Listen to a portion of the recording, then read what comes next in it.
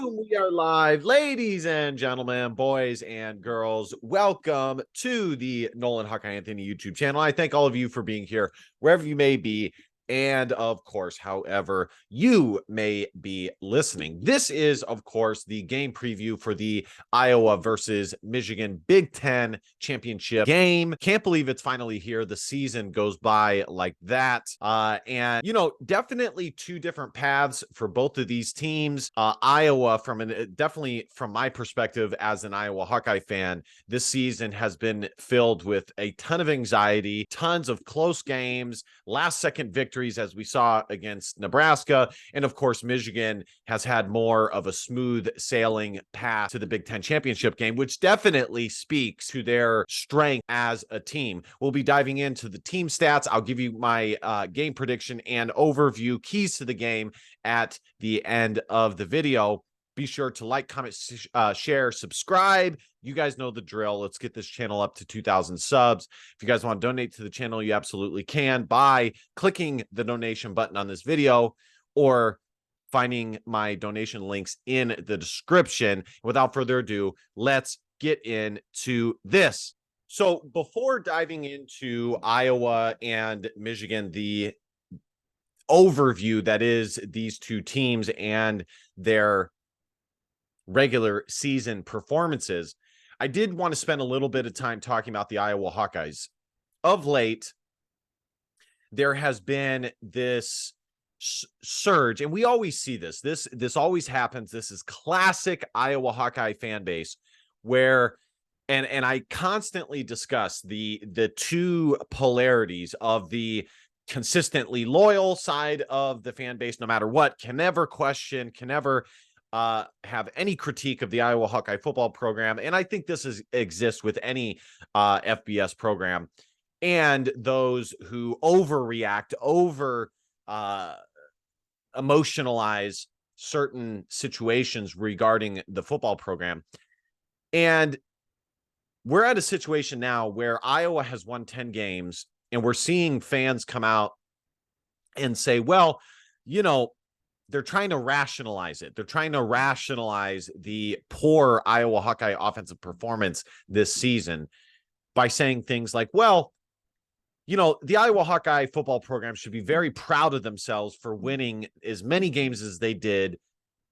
They had tons of injuries. We had Eric All out. We had Luke Lachey out. We had who else?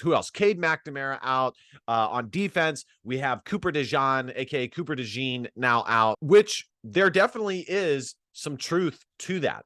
The only problem with that is that the Iowa is when it comes to the injuries on the offensive side of the football, is the Iowa Hawkeyes were having poor production and poor results well before those injuries took place.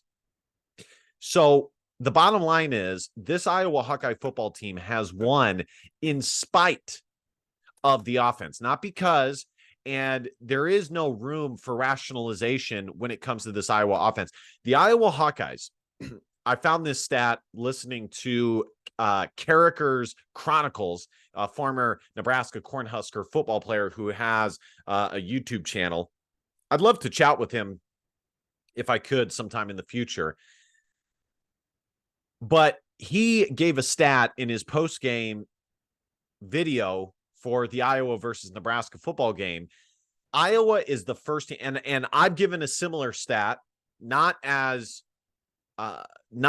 well played as this one. The stat that I gave played in the Iowa versus Rutgers game that said Iowa was the first team since LSU, I believe in 1985, to win 7 or more games, averaging less than 20 points per game. Now, this stat is slightly different. The Iowa Hawkeyes are the first team in college football history. My guess is it's the modern, it's only taking into account the modern age of college football. I'm not sure exactly what year that would be. I could be wrong. It could be all of college football history. Okay, I could be. I'm just restating the stat that I heard from Carricker's Chronicles. Iowa is the first program in history to win 10 or more games, averaging 245 yards of total offense or yards per game or less in the history of college football. So the bottom line is, it is not to be rationalized. It is good that Iowa is moving off of Brian Ferentz. I hope for the best in this game, obviously, versus Michigan. But what's done is done. And just trying to switch this to a positive note, if you look at the Iowa offense and the pieces they have, there should be some optimism for the pieces that they have or could have next year, the talent level on the offense side of the football that, quite frankly, they had this year as well. But, you know, if I am being charitable, taking into account the injuries, I'll set that aside for a moment. Next year, if LaShawn Williams decides to return, if Caleb Johnson decides to return, Iowa will have one of the best running back rooms in the entire Big Ten. They'll have 2 running backs who have had 700 or more yards in a season in their career. Definitely one of the only programs to have 2 guys within the last 2 seasons on the same roster to have 700 or more yards. In fact, both of them have the same yard total, just flip-flop season, which perhaps I can show later in this video. Caleb Brown has looked like the weapon that we knew he could be when he decided to join the Iowa Hawkeye football program. The offensive line has plenty of guys returning. They will lose Rusty Feth and Nick DeYoung, but they have plenty of guys who have seen good snaps returning. Yes, they will lose Nico Reganey, aka Nico Ragaini, aka Nico Ragaani, but they do perhaps, and again, this is a big if, now that the transfer portal is the thing. You know, most Iowa fans were not expecting Iowa to lose Keegan Johnson, you know, all the guys that they lost. Deontay Vines, Seth Anderson, and then potentially, you know, all the freshmen who are developing, Alex Mata, Jacob Bostic. And then on top of that, now I think it's highly unlikely, the Hawkeyes could return Luke Lachey and Eric All. I think Eric All will probably declare for the NFL draft. And I will be doing a video on will they stay, will they go closer, or I'll probably do it after the bowl game. But at the very least, Iowa, I think, will have 2 tight ends return with legitimate starting experience in either Eric All or Luke Lachey, and then Addison Ostrenga as well. Plus, Iowa does a great job developing tight ends, so I am sure that the young guys who they have in the waiting wings, and we did already see one of them come forth, true freshman, tight end. So there is a lot of talent that is currently there. Zach Ortworth was, of course, the name I was looking for, true freshman out of Missouri. Now, just a side note, I think it would definitely be worth considering for Eric All to return to the Hawkeyes. He's been injured twice majorly in his career in college football that has required him to miss significant time. So there's a lot of good stuff, but I did just want to touch upon the kind of resurgence of fans saying, you know, kind of rationalizing this Iowa Hawkeye historically poor offense. Okay. Regardless, no matter how you slice it, the offense was terrible. And what the Iowa Hawkeyes were able to do this year, in my opinion, is not replicable long-term, or certainly not at this level, winning 10 or more games. I mean, Iowa may win 11 or 12 games this year. Okay.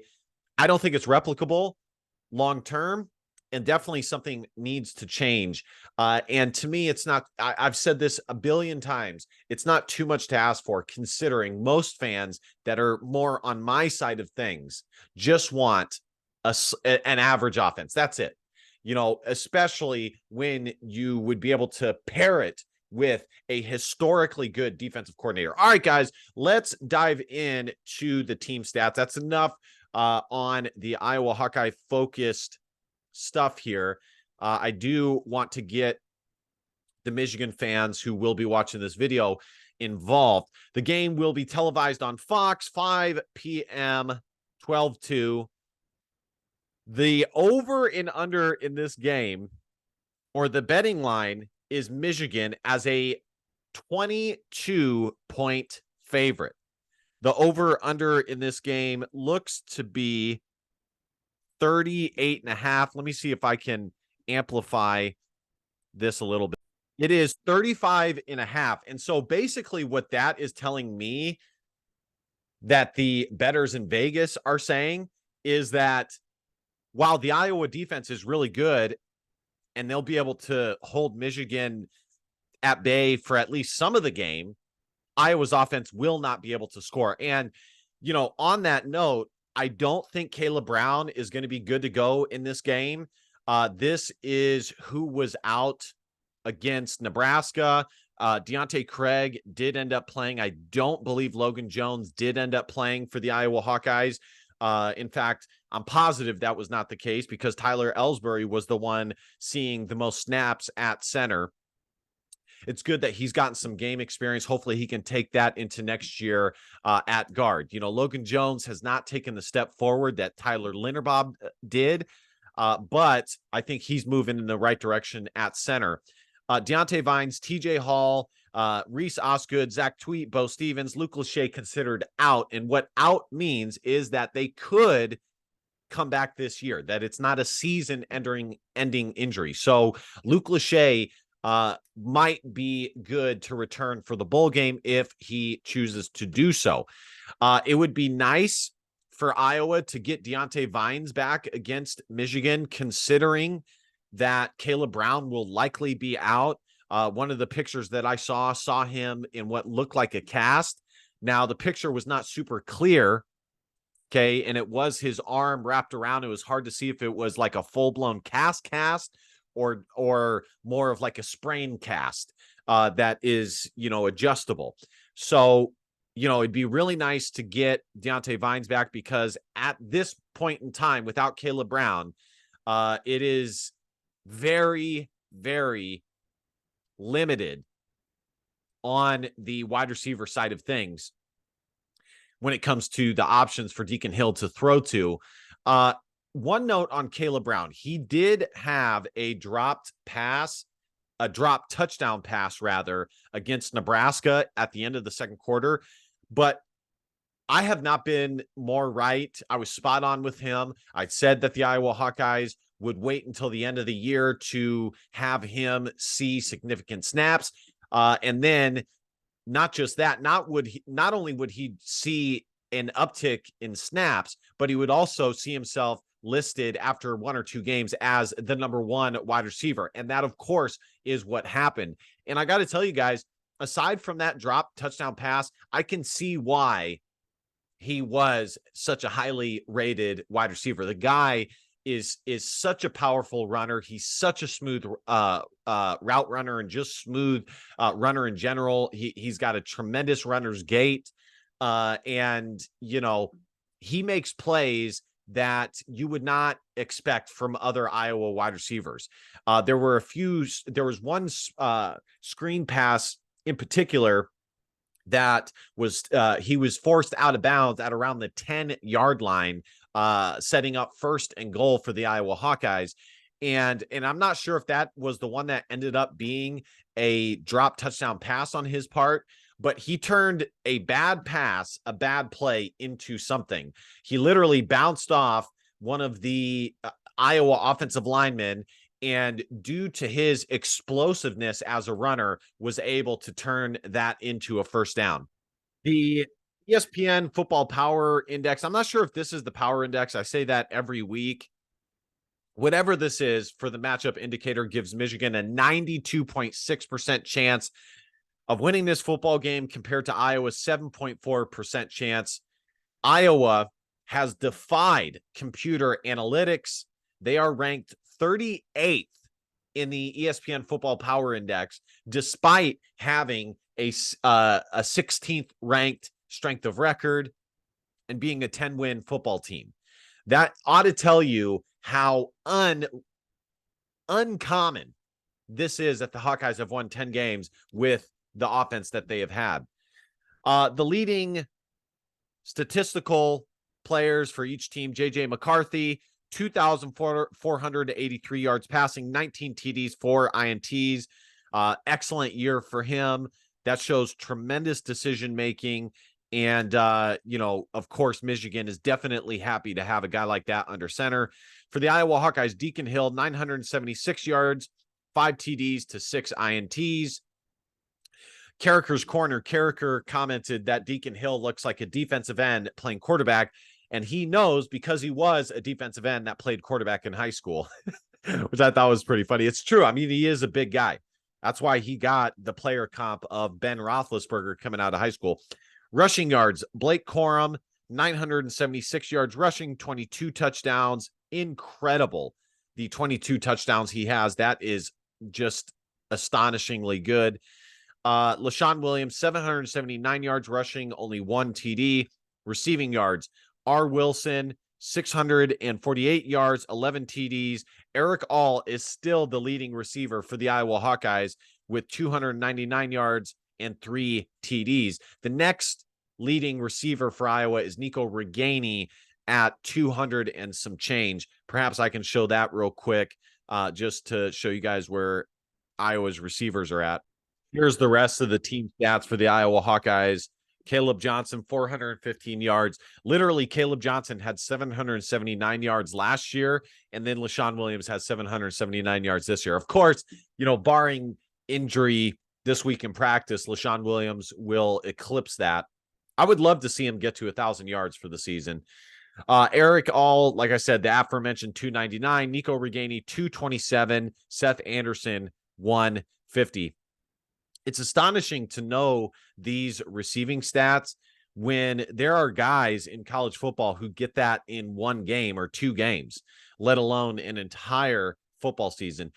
Here are the last 5 for both teams. Of course, I forgot to mention this. Michigan comes into this game 12-0. The Iowa Hawkeyes come into this game 10-2. Michigan 9-0 in the Big Ten. Iowa 7-2 in the Big Ten. You guys can see it right here. 12-0, 9-0 conference, and then over here for the Iowa Hawkeyes.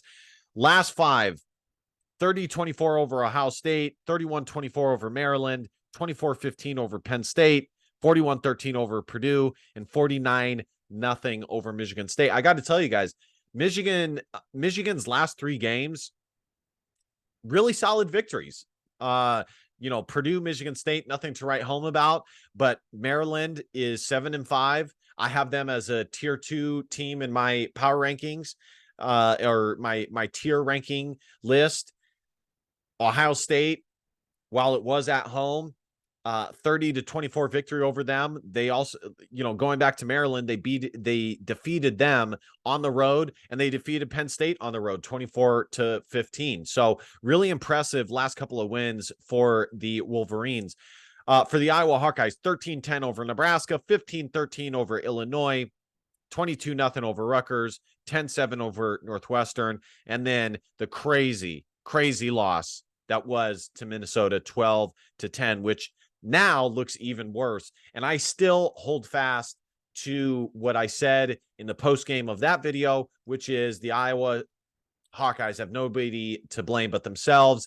Only scoring 10 points when you only give up 12 is treacherous, to tell you the truth. And the offense deserved, the defense deserved way more from the Iowa Hawkeye offense in that game. And the defense still almost won that game for the Iowa Hawkeyes with the invalid catch or depending on who you ask, non-invalid fair catch. Just thinking about the Iowa Hawkeyes last 5, it's so funny. Again, I saw tons of Iowa fans really allowing themselves to get carried away with Iowa scoring 22 points against Rutgers, okay, which in and of itself is not that crazy.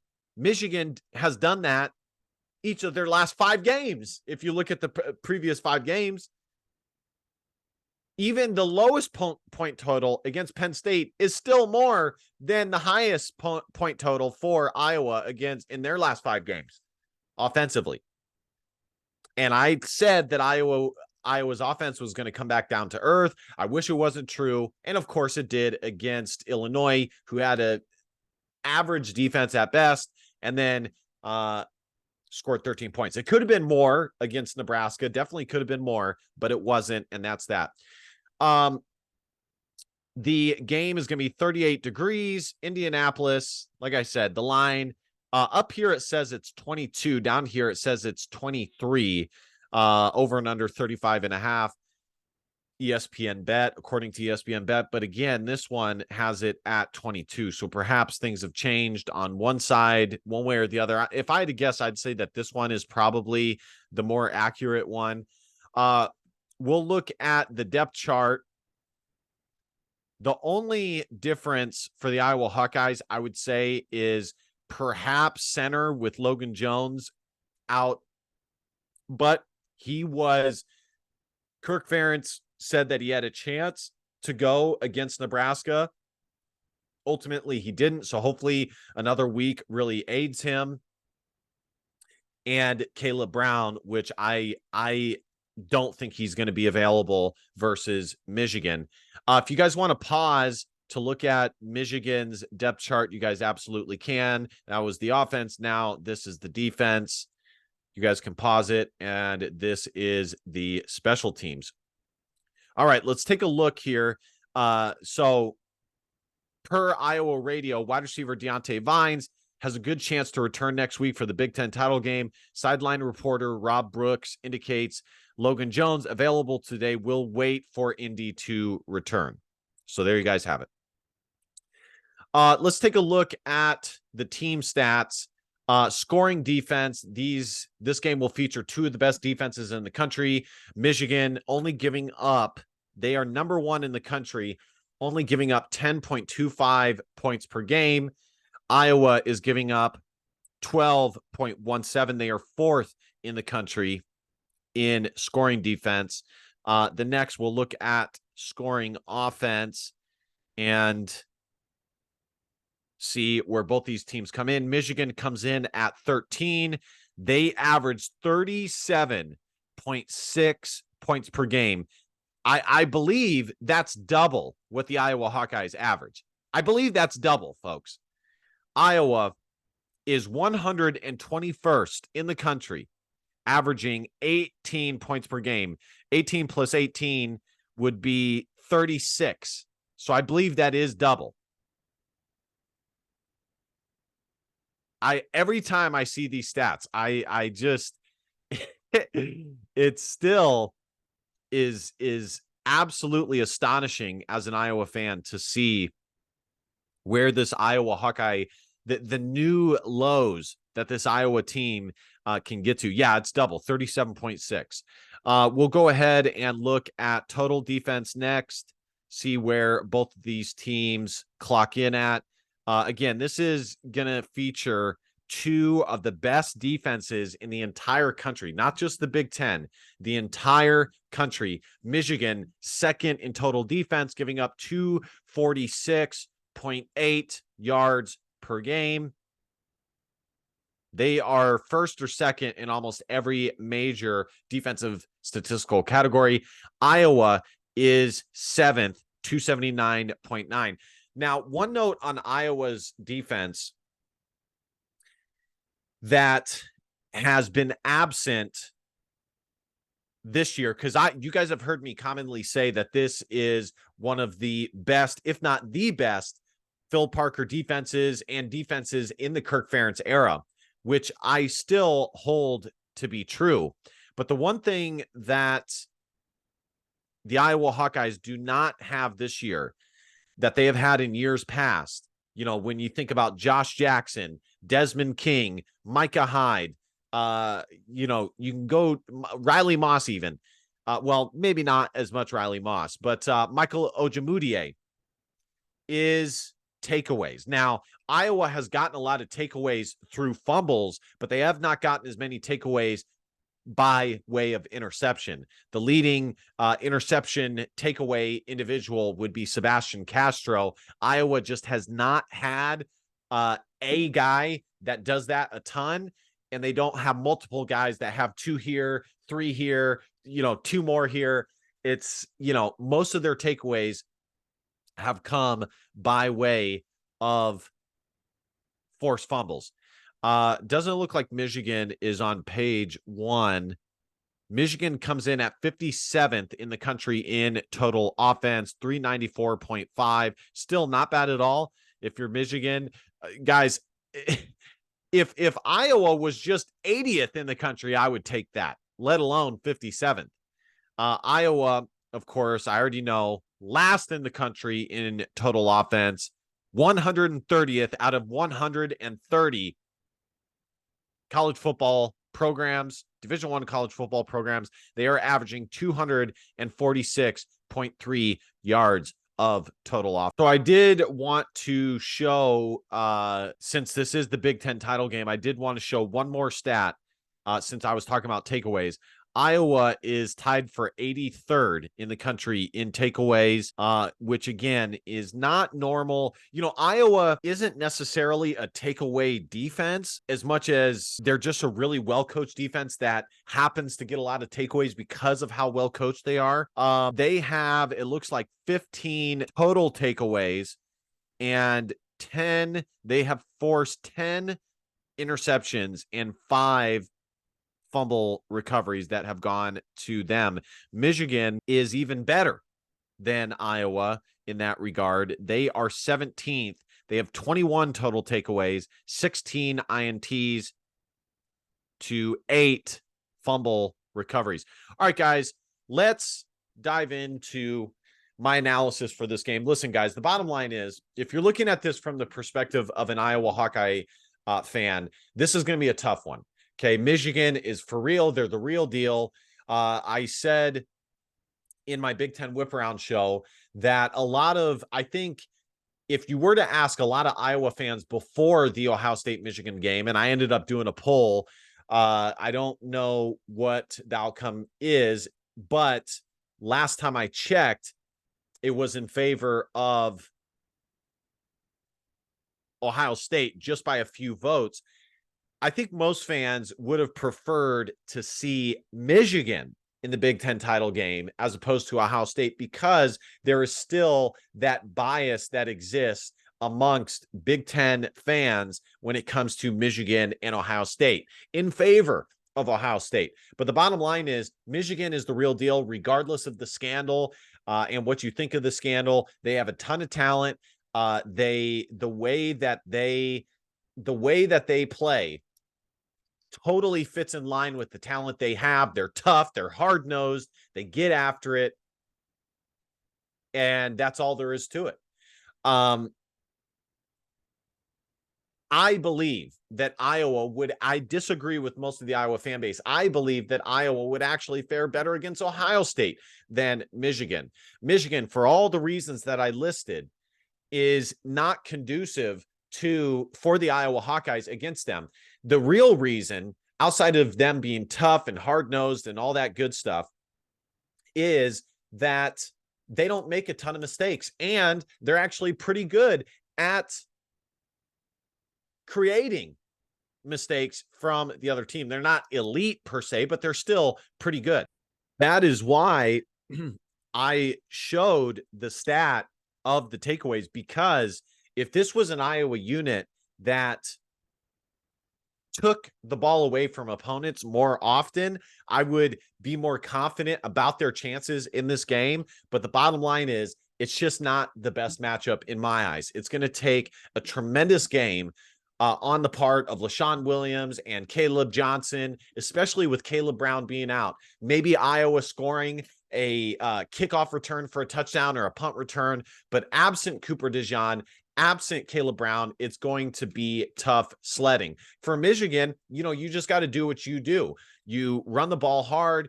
You don't turn the ball over needlessly to the Iowa Hawkeyes. You don't commit tons of penalties that are not needed, and you just play a good, clean game, and eventually your offense will break through because of Iowa's. You just keep doing what you do, keep running the football, and your defense plays good, and eventually it will wear on the Iowa Hawkeye defense, the constant pressure, the inability for the Iowa offense to provide relief to this Iowa defense will allow for the dam to be broken and Michigan to put points on the board. So this really, as much as I would love to get here and say that the Iowa Hawkeyes would win, as you guys know that I have had the courage to do on many occasions in big games like this, unfortunately, in all honesty and confidence, I cannot, in transparency, I simply cannot pick the Iowa Hawkeyes in this game. It would just take, it's just going to take too much, guys. Iowa is going to need takeaways. They're going to need a kickoff return for a touchdown. It would be the first of the year for Caden Wetchin. It's going to need 100+ yard game from LaShawn Williams, at least one breakaway touchdown. But as far as the game being put in the hands of Deacon Hill, and Deacon Hill finding ways to put points on the board, it's just not going to happen. And Michigan is going to load the box. They're going to make Deacon Hill pass the ball. The second scenario that I see Iowa making this a competitive game, which is what I think Iowa should try to do at all costs, is if the defense has one of the best games that they have ever played in their lives. Okay. In the Kirk Ferentz era, which unfortunately last time these two teams played did not happen. The dam broke in that game because there just wasn't any relief provided for the Iowa defense. And that offense was actually better than this offense, if you can believe that. So I'm going to unfortunately pick Michigan to win this game 24-10. I think Iowa is going to struggle mightily to put points on the board. I think it's a double-digit victory for Michigan. I think if Iowa can make this a single score victory, that they'll be able to hold their heads high and get out of Indianapolis saying that they played hard and made this a contest, made this a close game, and represented the Big Ten West well. But Michigan, I think, will just be too much for the Iowa Hawkeyes. Either way, both these teams should be very happy that they made the Big Ten championship game. It's a tremendous honor. And I know there's Iowa fans who, when Iowa loses to Penn State or loses to any team, really, they say, well, at least we won't have to play Michigan or Ohio State in the Big Ten title game. And that is a load of crap. It's an honor. It looks good to recruits. It looks good for the institution to be able to hang up a banner and say, we played in the Big Ten championship game. We are one of the premier programs in the Big Ten. All right, guys, like, comment, share, subscribe. You guys know the drill. Michigan fans, thank you guys for checking out my channel. I hope you guys consider subscribing. I do a Big Ten whip around show every week. If you guys want to donate to the channel, you guys absolutely can. And last but not least, DBAT, don't be a pussy, will own facts or feelings, because your feelings just don't matter. Love you guys. See you guys next time. Go Hawks. Bye-bye.